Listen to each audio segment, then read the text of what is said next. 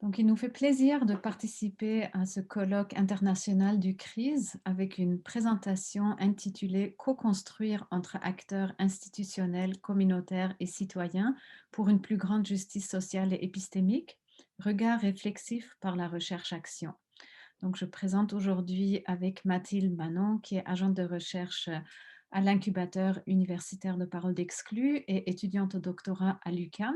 Et moi-même, je suis Isabelle Heck, chercheure à Parole d'Exclus et professeure associée aux crises à l'UQAM. Alors,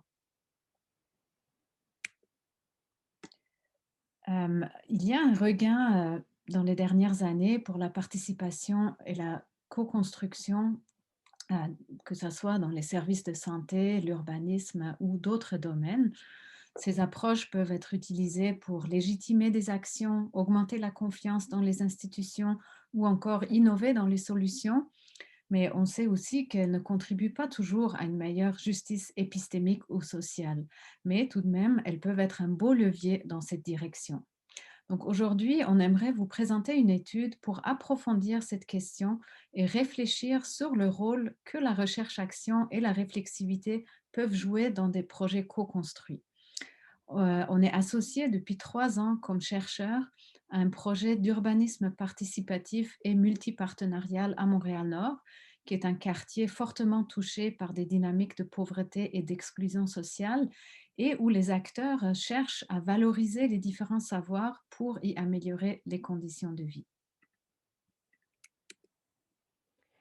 Oui, donc Montréal-Nord, c'est un quartier vraiment qui fait face à de multiples défis. Notre étude se situe plus particulièrement dans le nord-est de Montréal-Nord, où il y a vraiment des défis en termes urbanistiques, puisque c'est un quartier très dense, au sein desquels il y a beaucoup d'immeubles de multilogements locatifs, mais un manque général de tout autre espace et services, qui est renforcé par un enclavement du reste de l'arrondissement et du reste de la ville.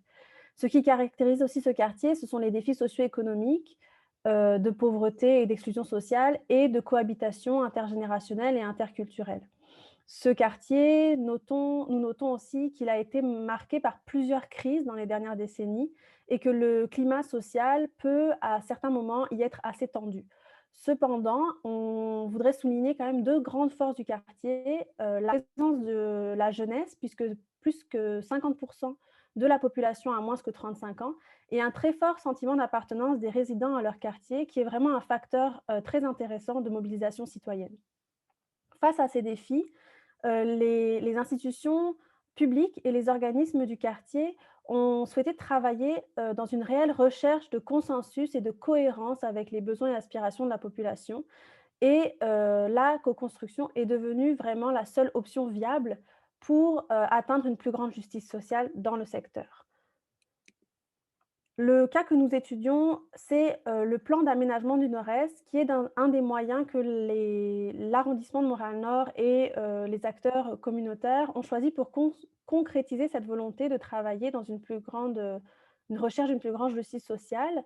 Les objectifs du plan d'aménagement traduisent bien cette volonté qui sont d'améliorer le cadre et les conditions de vie, améliorer le vivre ensemble, renforcer le sentiment d'appartenance au quartier.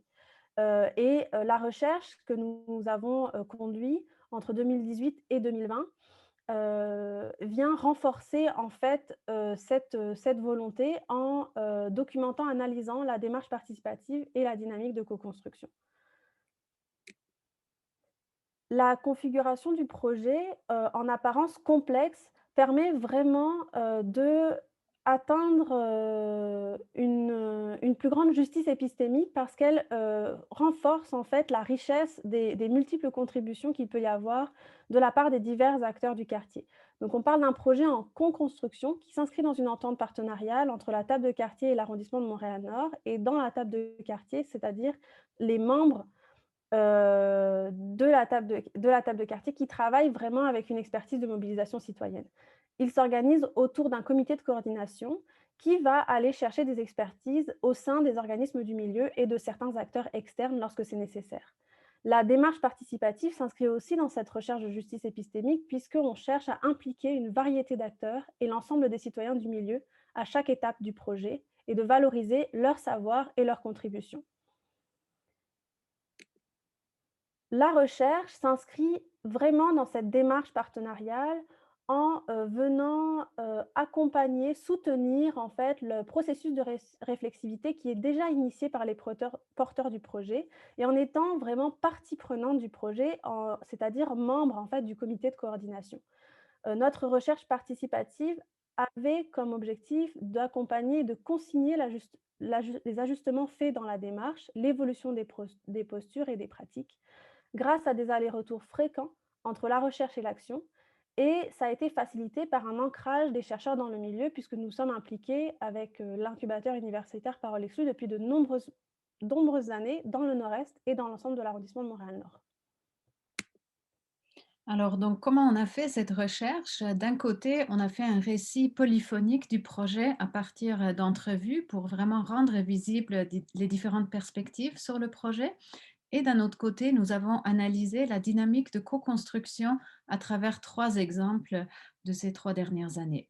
Donc, ça nous a permis en fait de refléter à la fois les divergences et les convergences sur le projet et sa démarche participative, mais aussi d'identifier les forces et les défis de cette démarche.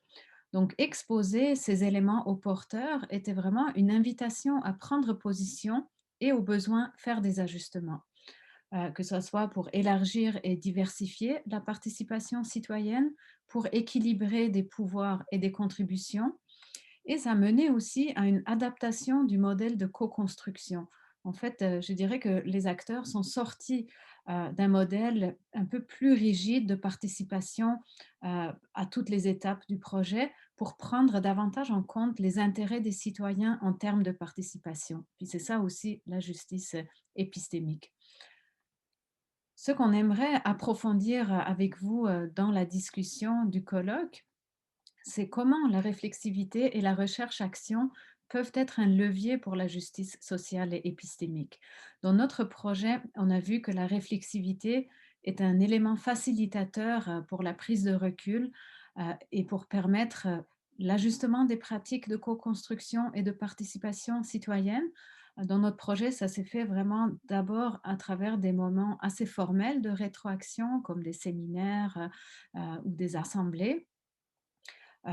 Et l'intégration de la recherche comme partie prenante s'avère aussi un levier parce que le partage, en fait, ne se limite pas au moment formel, mais étant donné qu'on fait partie du projet, il y a de multiples occasions pour partager les résultats, donc ce qui facilite vraiment ce transfert-là. Et troisièmement, bah, la consignation des apprentissages, bah, ça renforce les perspectives de transfert. Et dans le projet d'aménagement, bah, on a identifié en fait une multitude d'échelles différentes. Il y avait des envies en fait des acteurs de transférer la posture professionnelle pour mieux co-construire le processus lui-même de co-construction, mais aussi le cadre général de projet qui se veut très partenarial et qui inclut les citoyens. Donc, ces éléments, en fait, invitent à une posture de recherche qui est axée sur une implication forte dans la production, mais aussi dans la mobilisation et le transfert des connaissances. Merci beaucoup.